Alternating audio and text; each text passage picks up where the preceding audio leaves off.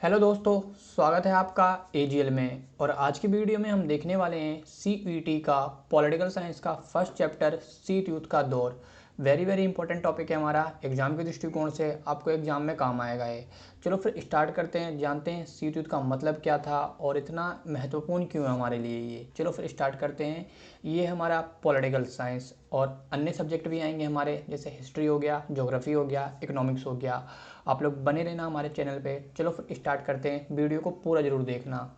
तो पहले जानेंगे कि सीट यूथ का मतलब क्या है, तो इसका अर्थ क्या है। अगर आपने देखा होगा कि वर्ल्ड वॉर हुआ, सेकेंड वर्ल्ड वॉर हुआ, कई सारे युद्ध हुए, बट इसका क्या मतलब है सीट यूथ, या इसको सीट यूथ क्यों कहा जाता है।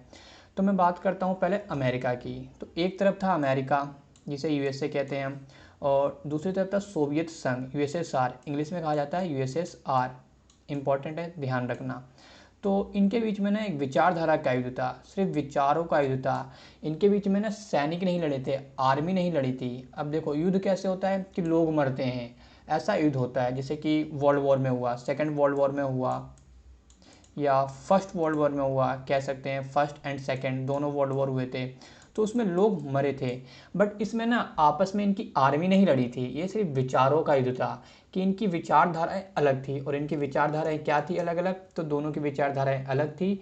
तो इसका मतलब होता है कि जब दो या दो से अधिक देश, मतलब देखो दो देश है यहाँ पे, एक हो गया कौन, अमेरिका, यूएसए, और दूसरी तरफ कौन हो गया, सोवियत संघ, यूएसएसआर।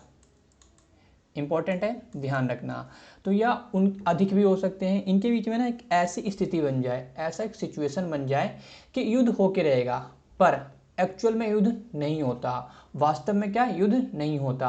अब देखो एक टाइम आया था कि इनके बीच में ना अब युद्ध होके रहेगा, इनके बीच में ना आर्मी लड़ेगी, न्यूक्लियर अटैक हो जाएगा, परमाणु बम का उपयोग करा जाएगा, बट ऐसा हुआ नहीं था। ये टाइम था 1962 में, आपने पढ़ा होगा क्यूबा मिसाइल संकट। उस समय ऐसा लग रहा था, बट युद्ध हुआ नहीं था, बस एक संभावना थी। क्या था, आशंका, डर, तनाव, संघर्ष, ऐसी स्थिति थी। इसी को कहते हैं हम शीत युद्ध। इसमें वास्तव में युद्ध नहीं होता, सिर्फ संभावना होती है। ऐसा हुआ था शीत युद्ध के टाइम पे।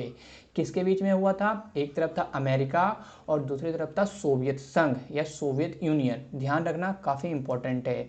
अगर बात करें कि विचारधारा का युद्ध, तो देखो एक तरफ था अमेरिका, जैसा कि अभी हमने देखा, और एक तरफ था सोवियत संघ।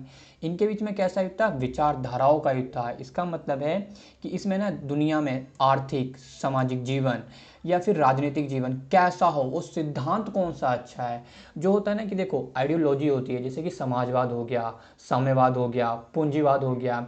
ये क्या है, एक विचारधारा है। तो इन लोगों का ऐसा मानना था कि दुनिया कौन सी विचारधारा पे चलेगी। तो देखो अमेरिका क्या मानता था कि जो इनकी विचारधारा थी वो थी पूंजीवाद, पूंजीवादी अर्थव्यवस्था, ऐसा होना चाहिए पूरी दुनिया में, अर्थव्यवस्था ऐसी होनी चाहिए। पर सोवियत संघ क्या कहता था कि नहीं, समाजवादी या साम्यवादी अर्थव्यवस्था होनी चाहिए, ये बेहतर है। ये क्या बेटर है, पूंजीवाद से। दोनों अपनी जगह ठीक थे, दोनों ही बेटर है। इसीलिए इंडिया ने क्या अपनाया था, क्वासी फेडरल या मिक्स इकोनॉमी अपनाई थी हमने। जो मिश्रित इकोनॉमी होती है ना, वो अपनाया था हमने। जैसे कि उसमें क्या था कि हम समाजवादी भी थे और लोकतांत्रिक भी थे, या पूंजीवादी कह सकते हैं हम। तो ये दोनों चीज़ आई थी हमारे पे, ठीक है। तो इतना ध्यान रखना, क्या है, विचारधारा की लड़ाई थी, एक्चुअल यूज नहीं हुआ था, इनमें आर्मी नहीं लड़ी थी। इतना ध्यान रखना, काफ़ी ज़्यादा इंपॉर्टेंट है। अब बात करते हैं कि पूंजीवाद क्या होता है। तो पूंजीवाद में पता है क्या होता है कि सरकार ना किसी में हस्तक्षेप नहीं करती, इंटरफेयर नहीं करती। यहाँ पे सब क्या होता है, प्राइवेट होता है, मतलब एक मालिक होता है, एक ओनर होता है। मैं मान के चलो ना, ये है कंपनी, ठीक है, यहाँ पे काम कर रहे हैं लेबर्स। तो ये ना जो इसका मालिक होगा ना, वो डिसाइड करता है कि इनकी सैलरी कितनी होनी चाहिए या कैसे काम कराना है, ये डिसाइड करता है। बट अगर बात करें समाजवाद में, ये क्या होता है, सारी व्यवस्था ना सरकार के हाथ में होती है, गवर्नमेंट चलाती है ये। इसमें ना निजी ना हस्तक्षेप नहीं करते, इसमें निजी व्यवस्था नहीं होती, इसका विरोध करा जाता है, खिलाफ में बोला जाता है इसके। तो ये है मतलब पूंजीवाद और समाजवाद का। अब देखो इसकी थ्योरी ना बहुत पहले से आई हुई है। पूंजीवाद में आपने पढ़ा ही होगा, बहुत सी चीज़ें आपने 11th क्लास में पढ़ा होगा पूंजीवाद के बारे में, पॉलिटिकल साइंस में। तो ये सब चीज़ें हैं, समाजवाद, ये ना थ्योरी, बहुत बड़ी बड़ी थ्योरी दी गई है। जैसे कार्ल मार्क्स, इनकी एक पुस्तक थी दास कैपिटल, उसमें बहुत अच्छे से समझाया गया था समाजवाद के बारे में या साम्यवाद के बारे में। और रशिया पहला कंट्री था जो इसको धरातल पर उतारा था, समाजवाद या साम्यवाद को, 1917 में, जब हुआ था रूसी क्रांति। ये मैं आपको आगे पढ़ाऊंगा। ये विश्व इतिहास का काफ़ी अच्छा टॉपिक है, अगर आप लोग इंटरेस्टेड तो ज़रूर पढ़ना। अगर आप लोग किसी एग्जाम की तैयारी कर रहे हो, कॉम्पिटेटिव एग्जाम की, लाइक यूपीएससी हो गया या फिर स्टेट पीसीएस हो गए, काफ़ी सारे एग्जाम होते हैं जहाँ पे सारे टॉपिक आपको पढ़ने को मिलते हैं। और आगे बात करते हैं द्वितीय विश्व युद्ध, सेकेंड वर्ल्ड वॉर की। अब देखो सेकेंड वर्ल्ड वॉर में हुआ क्या था, तो इसमें ना कुछ पावर्स थे, जैसे मित्र राष्ट्र जिसे कहते हैं अलाइड पावर्स। इसमें कौन कौन थे, तो यूनाइटेड किंगडम जिसे इंग्लैंड कहा जाता है, और यूएसए अमेरिका हो गया, और फ्रांस हो गया, और सोवियत यूनियन हो गया। ये लोग ना जीते हुए कंट्री थे, इन्होंने सेकेंड वर्ल्ड वॉर में जीत हासिल करी थी। और हारे हुए कंट्री कौन थे, ये था जर्मनी, इटली एंड जापान। अब देखो यहाँ से ना एमसीक्यू क्वेश्चन उठा सकते हैं, इसमें आपको ना पूछ सकते हैं कि मित्र राष्ट्र वाले देश कौन से हैं। उसमें दे देंगे फ्रांस दे देंगे आपको, और 3 दे देंगे जर्मनी, इटली और जापान, और पूछ लेंगे मित्र राष्ट्र वाला देश कौन सा है। उसी तरह इसमें पूछ सकते हैं कि धुरी राष्ट्र वाले देश कौन से हैं, एक्सिस पावर कंट्री कौन से हैं, ये भी पूछ सकते हैं। और इसी तरह 3 दे देंगे यूएसए, फ्रांस और सोवियत यूनियन, और यहाँ पे जापान दे देंगे, तो आपको बताना होगा। तो ये आ जाता है एमसीक्यू में। तो इसमें द्वितीय विश्व युद्ध क्या हुआ था, किसके बीच लड़ा गया था। फर्स्ट था मित्र राष्ट्र जो जीते हुए थे, और थे धुरी राष्ट्र ये हारे हुए थे। तो इसमें संयुक्त राज्य अमेरिका हो गया, इसको विजय मिली थी, और सोवियत संघ हो गया, फ्रांस हो गया, और ये जो 4 देश थे ना इनको क्या विजय मिली थी, और ब्रिटेन हो गया। इन्होंने जीत लिया था इस युद्ध को। और हारे हुए कौन से कंट्री थे, तो जर्मनी, जापान एंड इटली, ये मैंने आपको बताया, ये हारे हुए कंट्री थे। वेरी वेरी इंपॉर्टेंट है, ध्यान रखना, यहाँ से डायरेक्ट क्वेश्चन आ सकता है सेकेंड वर्ल्ड वॉर के ऊपर। बहुत इंपॉर्टेंट टॉपिक है हमारा। आप इस इमेज से समझ सकते हो कि ये है ऊपर जीते हुए कंट्री अलाइड पावर मित्र राष्ट्र, और ये है हारे हुए कंट्री धुरी राष्ट्र axis power. Okay, very very important है, ध्यान रखना। अब देखते हैं कि इसका एंड कैसे हुआ, ये खत्म कैसे हुआ, जो सेकेंड वर्ल्ड वॉर था खत्म कैसे हुआ। तो देखो अमेरिका ने क्या करा था, जो अगस्त 1945 में जापान के 2 शहर थे, हिरोशिमा एंड नागासाकी, इस पे ना परमाणु अटैक कर दिया, परमाणु बम गिरा दिया, और यहाँ पे जापान सरेंडर कर दिया, घुटने टेक दिए, और खत्म हो गया सेकेंड वर्ल्ड वॉर। ये है देखो हिरोशिमा, इंपॉर्टेंट है, ध्यान रखना। और मैं आपको डेट बता देता हूँ, ये डेट थी 6 अगस्त 1945, 1945, इस पे परमाणु अटैक करा गया था। और नागासाकी पे करा गया था 9 अगस्त 1945। वेरी वेरी इंपॉर्टेंट डेट है, ये डायरेक्ट क्वेश्चन में आ सकता है।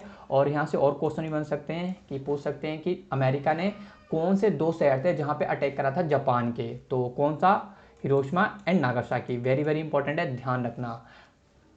और तो यहाँ पे घुटने टेक दिए, और सेकेंड वर्ल्ड वॉर क्या हो गया, अंत हो गया, सेकेंड वर्ल्ड वॉर खत्म यहीं पे जब जापान ने सरेंडर कर दिया, घुटने टेक दिए किसके सामने, जो मित्र राष्ट्र थे, सिर्फ अमेरिका के सामने नहीं सभी के सामने, चाहे वो सोवियत यूनियन हो जाए, या ब्रिटेन हो जाए, या फिर अमेरिका हो जाए, या फिर फ्रांस हो जाए। इंपॉर्टेंट है, ध्यान रखना, क्वेश्चन डायरेक्ट आएगा, आप लोगों को क्वेश्चन पूछ सकते हैं यहाँ से। वेरी वेरी इंपॉर्टेंट है। अब देखो, अब अटैक तो कर दिया अमेरिका ने, पर अमेरिका की इसकी आलोचना बहुत हुई कि लोगों ने बोला ना कि जापान ना समर्पण करने वाला था, आत्मसमर्पण करने वाला था, सरेंडर करने वाला था, तो आपको ना ज़रूरत नहीं थी बम गिराने की। ऐसा बोला किसने, आलोचक, मतलब जो अगेंस्ट में थे। बहुत कंट्री होते हैं अगेंस्ट में, क्योंकि इसमें लाखों लोग मारे गए थे इस अटैक से। और अमेरिका ने अपने पक्ष में कुछ कहा, तो अमेरिका ने बोला ना कि हम ना युद्ध को ना जल्दी समाप्त करना चाहते थे, कि फटाफट ख़त्म हो जाए, क्योंकि बहुत ज़्यादा नुकसान हो रहा था, जान हानि हो रही थी, जन हानि हो रही थी, बहुत सारा यहाँ पे नुकसान हो रहा था, इसलिए परमाणु अटैक करना पड़ा। बट ऐसा नहीं था, इसका पीछे ना अमेरिका के कुछ उद्देश्य हुआ करते थे। ये ना सोवियत संघ को दिखाना चाहता था कि हम ना सबसे शक्तिशाली देश हैं, हम सबसे ताकतवर देश हैं। ये दिखाना चाहता था किसको, सोवियत संघ को, सोवियत यूनियन को। और ऐसा सच है, आज के टाइम पे भी आपको देखने को मिलता है। रशिया हो गया और अमेरिका हो गया, इनके बीच में क्या युद्ध होता रहता है कहीं छोटी छोटी बातों पे। ये सब चीज़ें देखने को मिलती रहती है, आपने पढ़ाई होगा काफ़ी चीज़ें। ओके, तो वीडियो आपको कैसी लगी हमें कमेंट करके जरूर बताना। ये था पार्ट 1, पार्ट 2 जल्द आएगा। मिलते हैं नेक्स्ट वीडियो में कुछ नए टॉपिक के साथ। Thanks for watching AGL।